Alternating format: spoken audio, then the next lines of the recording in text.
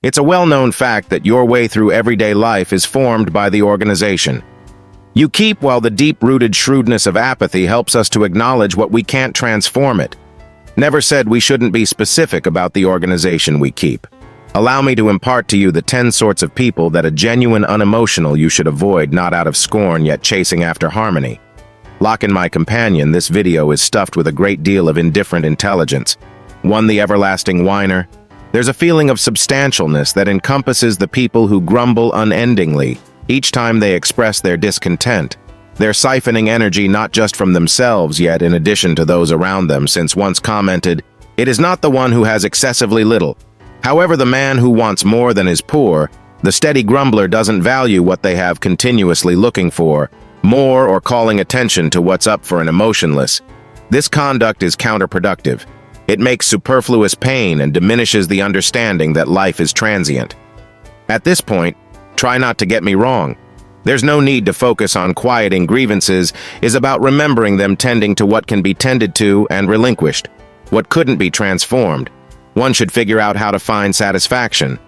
Right now, it isn't in to grasp that joy, the conditions yet in our response to them too.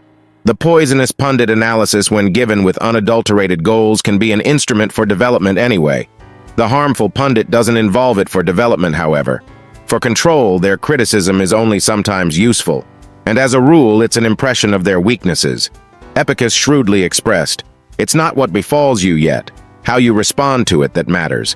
It's significant to recognize useful input, and harmful analysis of the apathetic doesn't avoid veritable input. In any case, shuns letting ridiculous analysis cloud their judgment of the contrast lies in figuring out oneself what's more. The pundit's goal: by avoiding the poisonous pundit, you save your self-esteem, permitting for veritable development, and assuming you perceive this original in your life. The following one will probably resound even more profound. 3. The show magnet. While life has its ups and downs, there are those who appear to be dependent on turmoil. They flourish amidst show, frequently making it where none existed. Epictetus said men are upset not by things, but rather by the perspectives which they take of them.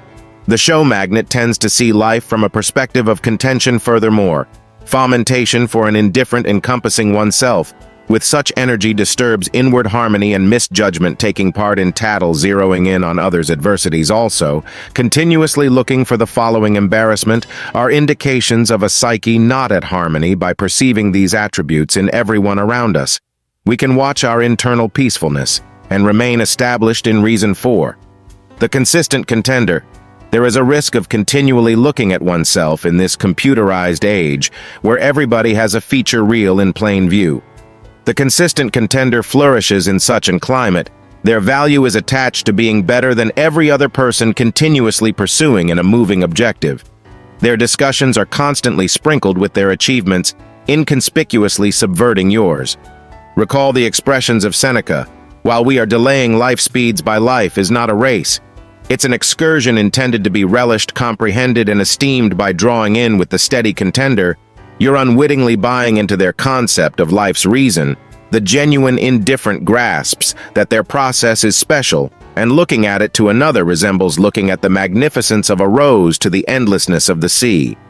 Furthermore, as you're beginning to see the designs, there's one more kind of person that may be nearer to your own encounters than you'd anticipate. 5. The indulger balance is a point of support of emotionless way of thinking. For some men, the procurement of abundance doesn't end there. Inconveniences, it just changes them, commented Seneca. The overindulgent continually looks for delight, frequently to their inconvenience, be it material belongings, food, or any. Another bad habit is their absence of poise can be a vortex of insecurity. An unemotional grasps that genuine happiness doesn't come from abundance yet from balance. It's essential to draw in with the world, carefully appreciating the delights yet never turning into a captive to them. 6. The pessimist. While distrust can be sound, the skeptic has a persistent negative perspective on the world. They excuse trust energy, and frequently the endeavors of those attempting to have an effect.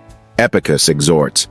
He is an insightful man who doesn't lament for the things which he has not, be that as it may, celebrates for those whom he has. The pessimist tragically battles to find delight in anything. Encircling oneself with such energy can be depleting. Aloofness. urges us to look for truth, goodness, and reason in our lives by staying away of the skeptic. One can keep a fair, useful perspective, and discussing balance the following kinds of individuals we examine frequently. Upsets it may be in ways you've encountered firsthand. 7. The prideful person. It's fundamental to remember one's worth.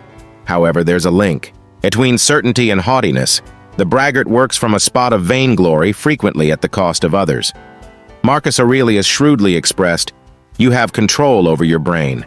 Not outside occasions. Understand this, and you will find strength." The vain person centers around outer approval, dismissing the inside strength that matters. Such people can make aggregate development testing their requirement for consistent attestation, can eclipse the advancement of a gathering or local area. Lining up with modesty permits us to develop together, cultivating shared regard. 8.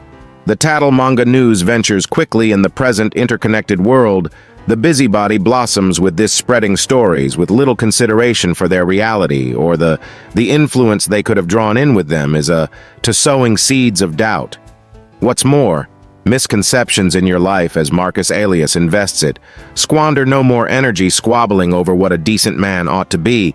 Be one being in a motionless method, taking a stab at goodness and truth by enjoying tattle one wanderers. From this way, it's not simply about keeping away from the demonstration of meddling, yet likewise, individuals who revel in it. 9. The energy vampire. You know them after an association. You feel depleted, as though somebody has redirected your energy. Their consistent requirement for consideration and approval can wear out indeed. Even the most grounded of Will Seneca once expressed, partner with individuals who are prone to further develop you. If somebody is reliably pulling you down, they're not deserving of your time, while sympathy is integral to apathy. Self-conservation is similarly basic, watchman. Your energy, it's the fuel for your process of talking of energy. The following model is one who will in general deplete it, or it in an alternate way. 10. The master of negativity. One could contend that a blurred sky has its excellence. However, the timeless worrywart sees just the commitment of downpour. Their psyches are like dim rooms without any windows letting in the light. They center exclusively around the negatives and are dazed to the open doors that frequently present. Marcus Aurelius reminds us, reject your feeling of injury, and the injury itself vanishes. Let this be a demonstration of the strength of the point of view. Embracing positive thinking, or possibly an adjusted viewpoint, is fundamental for apathetic for aloofness. It's not the outside occasions, yet our judgment of them, that causes aggravation. Keep away from the individuals who ceaselessly wear a shroud of cynicism in this excursion called life. The organization we keep shapes the way. Who needs a buzzkill during the highs or a wet blanket during the lows? Presently, fast pop test for you. Which of these characters have you found as of late? Or who's that one person in your life you frequently get yourself managing to drop a remark beneath? I'm truly inquisitive, and hello on the off chance that you saw a piece or two of intelligence here. What difference would it make? Give that like button a bit of warmth, crush it.